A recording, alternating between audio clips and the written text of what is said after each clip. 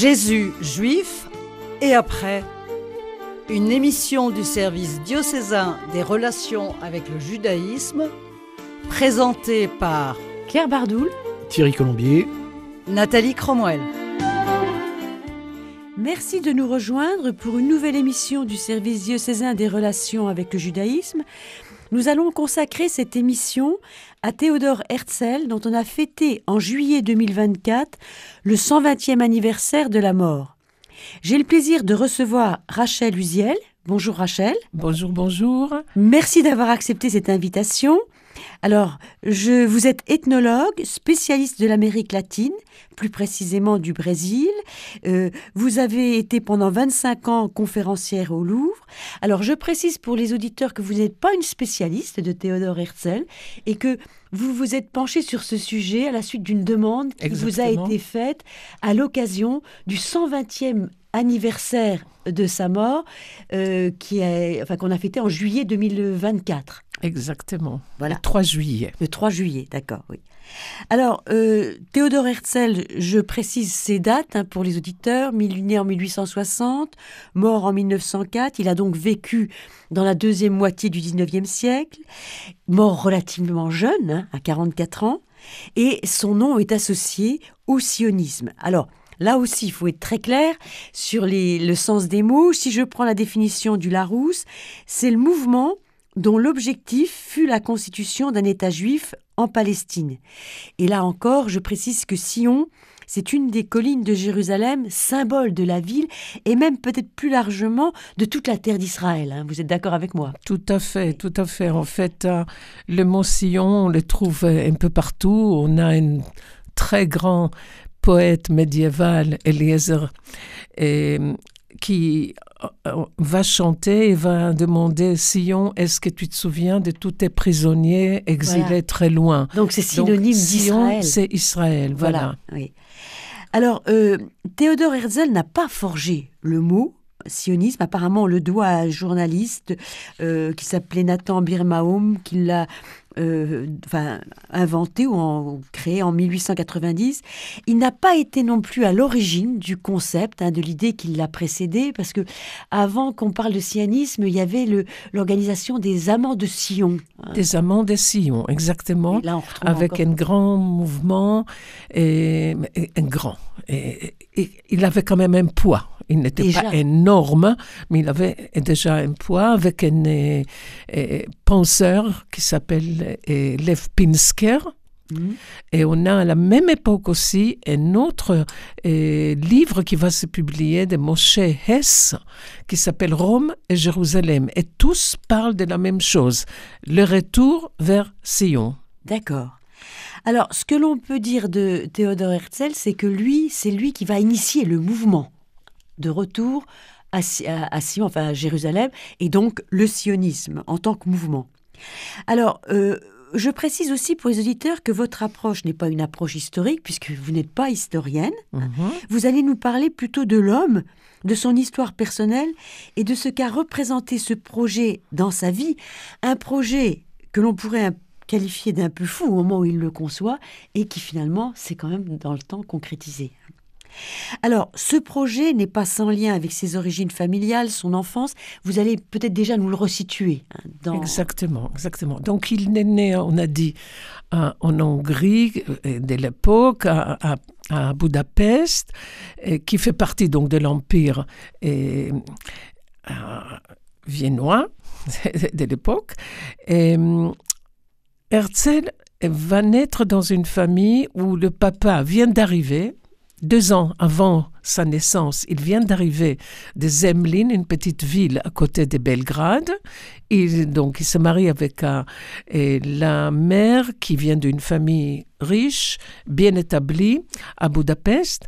Et il a donc une sœur très importante dans l'histoire de Théodore Herzl parce que c'était la sœur bien-aimée, Paulina, qu'il va perdre à ses 18 ans et qu'il ne va jamais réussir de se réconforter sur ces sujets-là.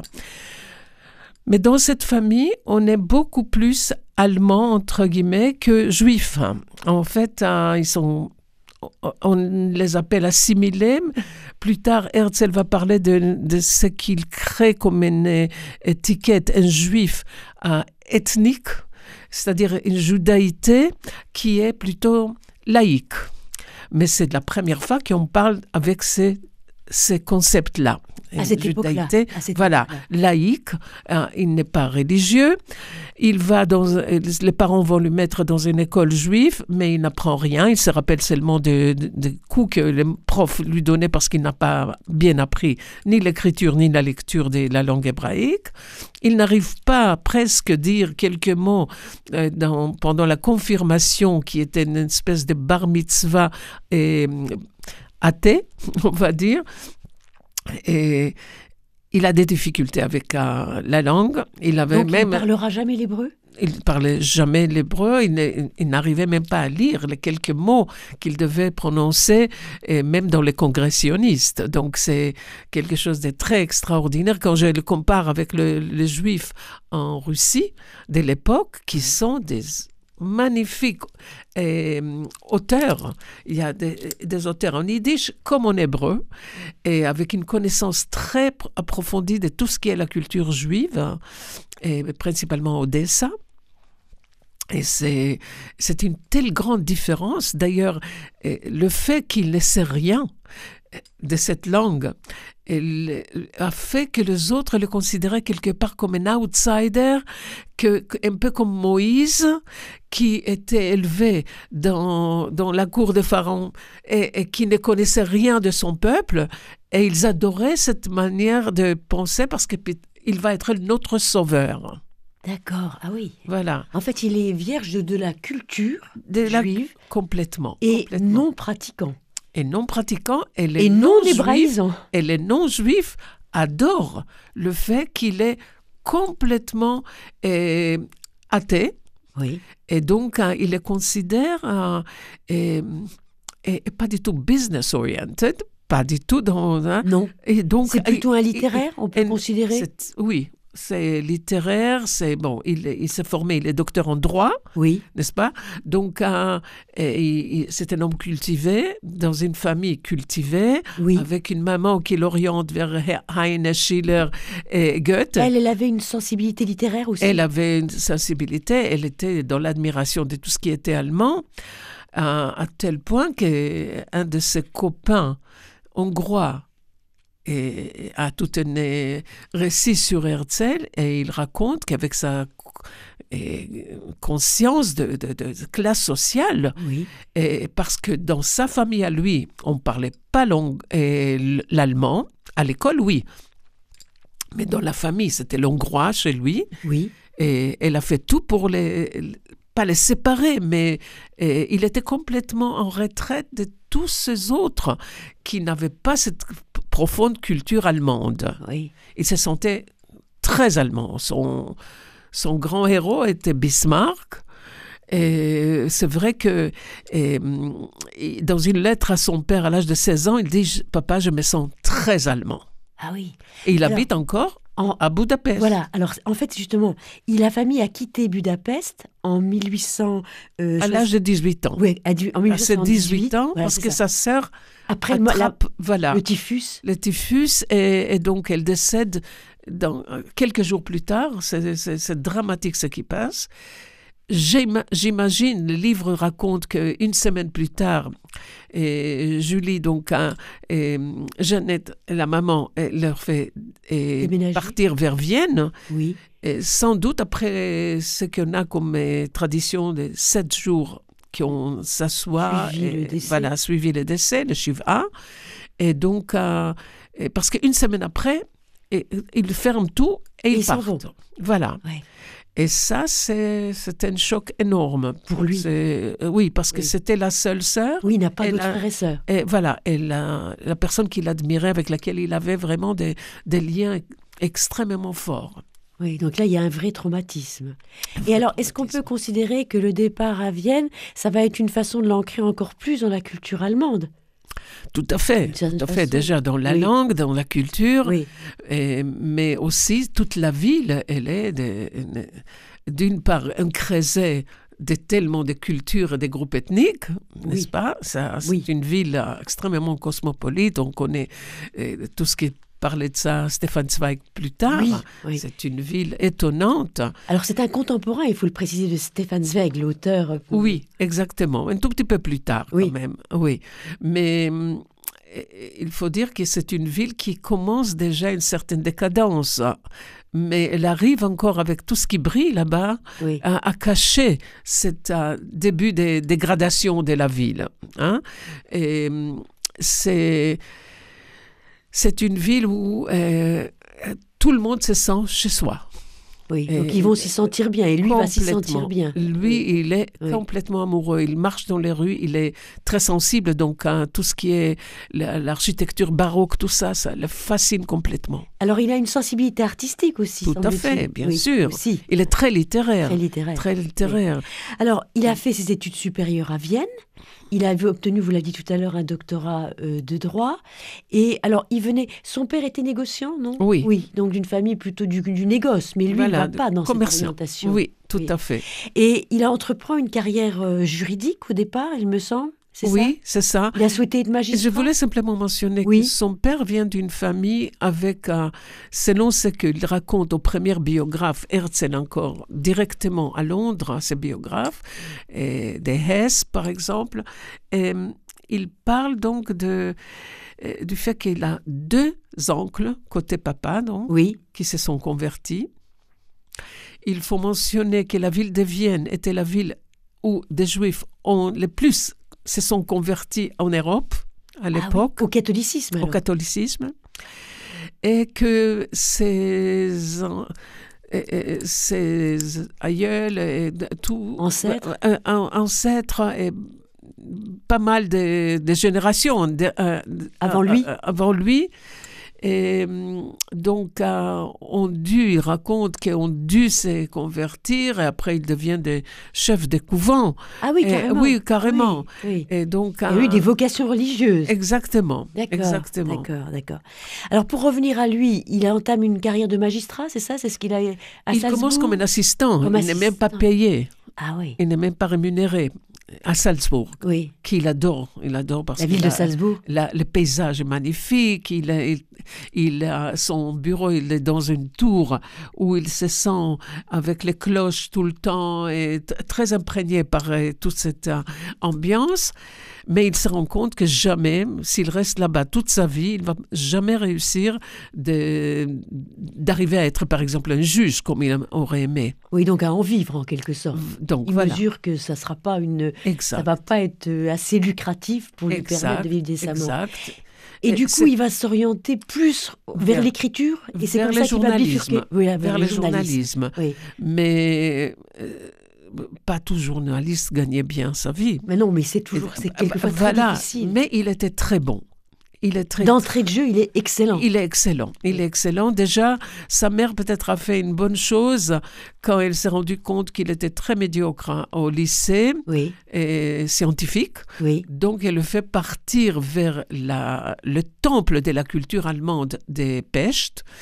Et là-bas, Ah oui. il crée déjà un groupe de personnes, parmi eux beaucoup de juifs dans cette école-là, dans ce lycée, et il va être le président d'un journal, et il va commencer déjà à publier des petits jeune, essais enfin. très jeunes, donc jeune, à il fait- 16 ans, 17 ans, et donc il a un talent. Un talent réel. Voilà, Une belle plume, dirons-nous. exactement, une belle plume. Alors, il écrit des pièces de théâtre qui n'ont pas eu, en revanche, beaucoup de succès, me semble-t-il. Au début, il a eu Du du succès, succès. du Les succès. premières 10 ans, il a eu de succès. Ils ont monté Des feuilletons plusieurs. aussi, des feuilletons. Oui, tout à fait. Et est-ce qu'on peut dire que c'est ça qui l'a lancé? Parce que finalement, il y a quand même un tournant. C'est lorsqu'il va obtenir d'être l'envoyé du plus grand journal allemand correspondant à Paris. Exact. Ça, c'est en 1891. 91, donc 4 ans, il va passer à Paris. il va passer 4 ans. Et ça, c'est prestigieux. Juste l'année donc de l'affaire.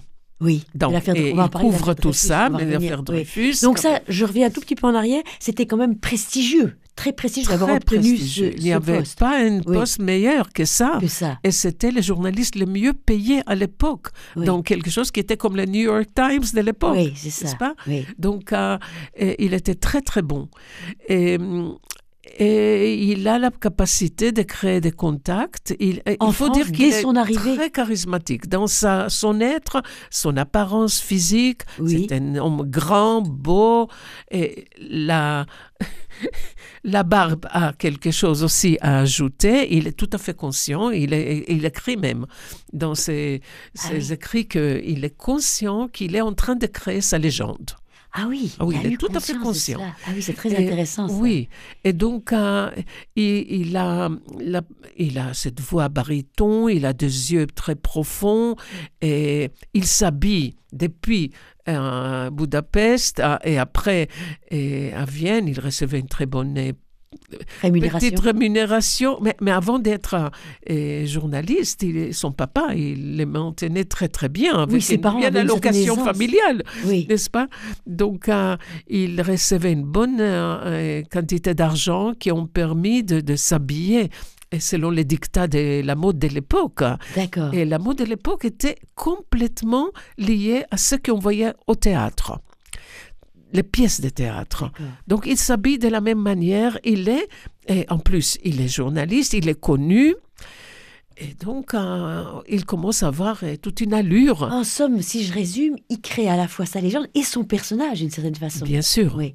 Alors, je rappelle aux auditeurs qui suivent l'émission du service diocésain des relations avec le judaïsme et que nous sommes en train d'évoquer avec Rachel Uziel, qui est ethnologue, la figure de Théodore Herzl, le fondateur du sionisme, lui qu'on a un peu surnommé le prophète de l'État d'Israël. Le visionnaire, donc. Un visionnaire. Le visionnaire, Voilà. exactement. Alors, vous commenciez à évoquer le fameux procès Dreyfus. Voilà. Il est à Paris à cette époque-là, il va rester 4 ans à Paris. Il va rester 4 ans, il va avoir... Il a donc couvert le premier procès Dreyfus. Voilà. Il a été témoin de la dégradation de Dreyfus dans la cour des Invalides. Tout à fait. Il relate tout ça pour son journal à Vienne. Exactement.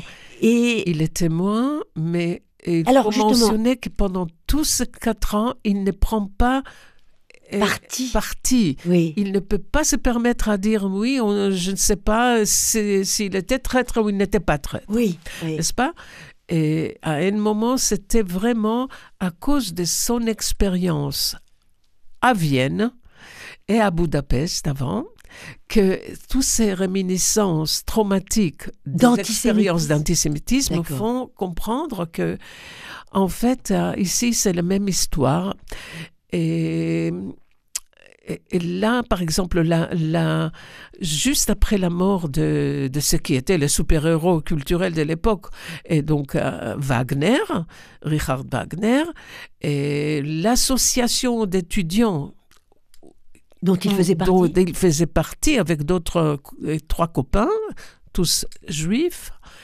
Et il se dit, c'est pas possible. Il y avait carrément des cris antisémites et il ne pouvait pas accepter, et donc il demande la démission de ce groupe qui s'appelait Albia. Je ne sais pas comment il a réussi de rester là-bas parce que c'était carrément un groupe facho.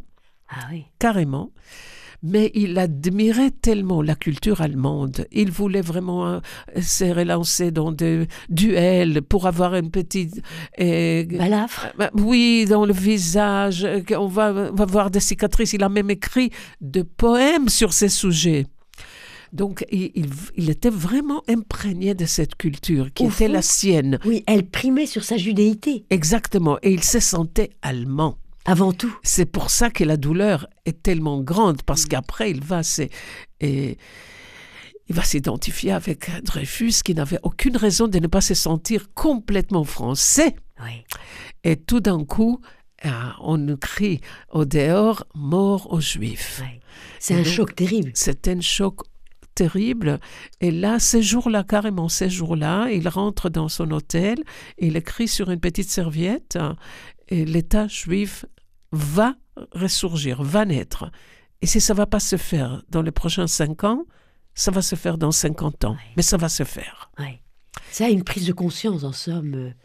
il ne voit pas une autre solution pour ce cancer-là, Oui. pour ces problèmes chroniques et une maladie, quoi, Oui. et de l'antisémitisme. Au fond, c'est son rêve, si je puis dire, d'assimilation qui s'effondre à ce moment-là. Exactement. Il comprend qu'ils ne seront jamais, dans aucun pays, considérés comme en faisant réellement partie. Ils seront toujours désignés comme l'autre, comme celui... Exactement. Et on ne sait pas quand ça peut tout d'un coup ressurgir. C'est ce dont il prend conscience. Et donc, il a plusieurs... Et il cherche des stratégies. Oui. Et la première, elle peut sembler complètement folle aussi. En 1893, il est toujours encore correspondant à Paris, Oui. mais il rentre à Vienne et il parle avec les 2 directeurs de ce journal prestigieux, qui sont tous les 2 juifs à propos. Et il leur dit, moi je crois qu'il faut que nous, le leader, on va amener la communauté en pleine journée, on n'a pas besoin de se cacher, avec un cortège festif, avec des cloches et des sonneries de toutes sortes, vers la cathédrale Saint-Stéphane. J'irai avant parler avec les papes et on va se convertir tous. C'est-à-dire penser qu'une solution peut être la conversion. Ça, c'est 2 ans avant d'écrire l'État des Juifs. Oui. Donc c'est Qui est le manifeste qui va en fait lancer le sionisme. exactement. Et donc ça, c'était une de ses stratégies. C'est carrément incroyable. Le 2 chefs du journal me dit, mais t'es fou ou quoi? Toi, tu penses te convertir? Il dit, non, moi non, mais on peut aider les gens pour ne pas avoir après la lâcheté au dernier moment de faire cet acte. Ah oui. Oui, donc ils vont devoir et lui dire, non, mais c'est vraiment la folie. Donc, et quand après le livre va apparaître dans les vitrines des librairies viennoises, Le manifeste qui s'appelle l'État des Juifs ou l'État des Juifs, c'est pas énorme, c'est pas un énorme tout petit, livre. oui, Voilà. ça, oui.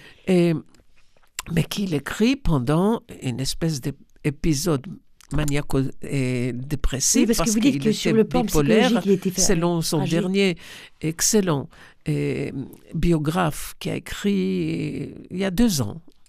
Et aux États-Unis, professeur d'histoire à Harvard, Oui. aux États-Unis, donc à Penzler, et il écrit que tous les livres et en fait toute la biographie écrite après 35 ans sans aucune biographie, et pour la première fois, c'est le 21e siècle aussi qui permet que les biographes vont être aussi Mieux cerner issus sa personne. de leur époque quand même. Oui. Parce que le contexte est important, mais aussi notre regard d'aujourd'hui qui permet De mieux de comprendre. voir des gens qui ont de vrais problèmes mentaux, Oui.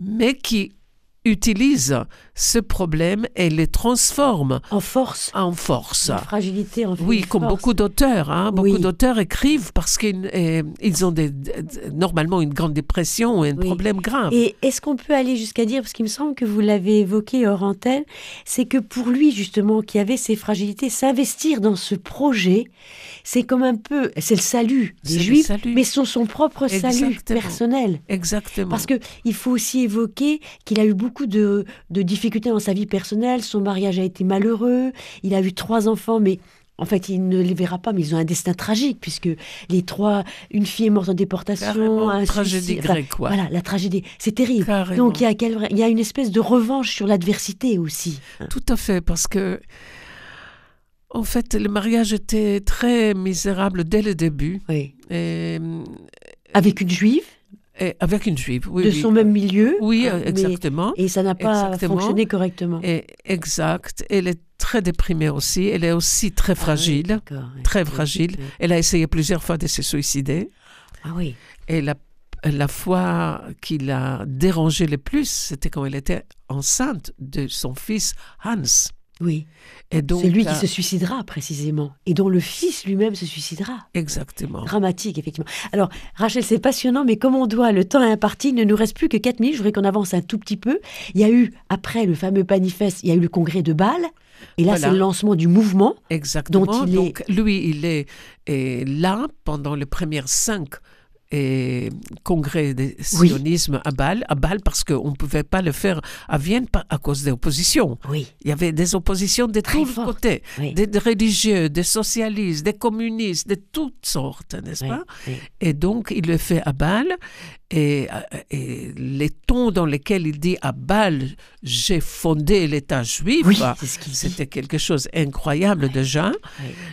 Mais 5 congrès, et le 5e va s'arrêter avec quelque part, on peut dire, avec un échec, Oui. parce qu'il se permet, après avoir réussi pour la première fois, et parler avec le ministre des colonies anglais, et Chamberlain, et Chamberlain lui dit, écoute, si tu veux, on peut essayer de voir au long de chemin de fer d'Ouganda, Oui. en ce qui concerne aujourd'hui Kenya, Oui. et on peut essayer là-bas Oui. s'installer.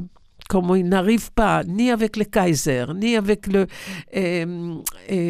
donc les sultans. Le sultan, il avait vu également. Rien. Avec le riche Les Russes français. aussi, il avait essayé de négocier avec les Russes en leur disant Oui, juste après les je vous en pogroms. débarrasserai comme ça, après les pogroms. Oui. Oui, juste après les pogroms, mais personne vraiment Nader. l'adhère. Oui. Et tout le monde le considère une hallucination Oui. complètement folle. Oui. Hein?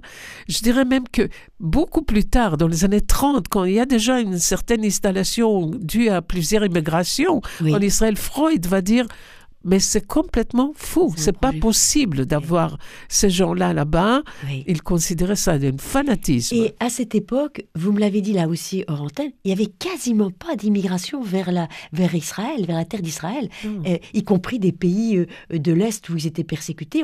Si on partait vers la France, qui était symbole de la liberté, les États-Unis, voilà, l'Amérique du et Sud. l'Amérique du Sud. Ouais, mais Voilà. pas du tout Israël. Exact. Oui.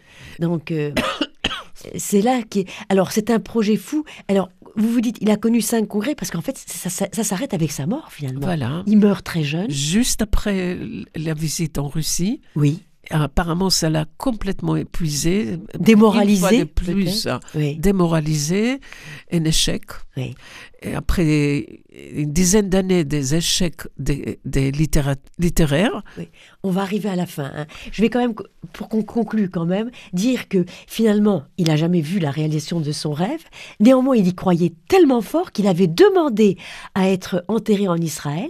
Et après avoir été donc enterré en 1904 dans la région de Vienne, à Vienne même, il sera bien enterré dès 49. Dès 49, hein, et après, 1 an après la création de l'État d'Israël. Et après sa famille aussi. Au Mont Herzl. Et effectivement, il a été rejoint par ses 3 enfants, après, par ses parents, tout de suite en même temps que lui, et même par son petit-fils, j'ai vu, qui avait été... Tout à fait. Donc c'est la preuve que vraiment, il croyait à la réalisation de ce rêve, auquel personne finalement n'a adhéré sur le moment. Hein, oui, très peu. C'était très fou à croire que ça peut être possible. Oui.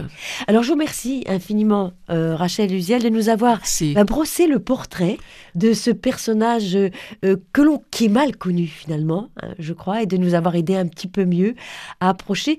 On a eu trop peu de temps, je crois, malheureusement. Oui, il y avait beaucoup à dire. Alors vous avez suivi l'émission du service diocésain des relations avec le judaïsme. Merci Tanguy qui était à la technique.